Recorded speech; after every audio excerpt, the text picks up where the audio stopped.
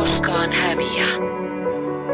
Vaikka minä puhuisin ihmisten ja enkelien kielillä, mutta minulta puuttuisi rakkaus, olisin minä vain helisevä vaski tai kilisevä kulkunen.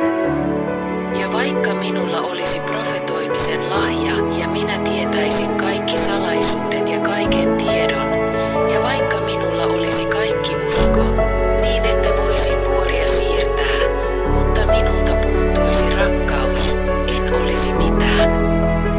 Ja vaikka jakaisin kaiken omaisuuteni köyhille, ja vaikka antaisin ruumiini poltettavaksi, mutta minulta puuttuisi rakkaus, ei se minua mitään hyödyttäisi.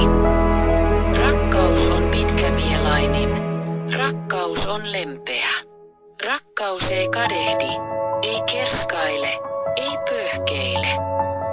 Ei käyttäydy sopimattomasti, ei etsi omaansa, ei katkeroidu, ei muistele kärsimäänsä pahaa.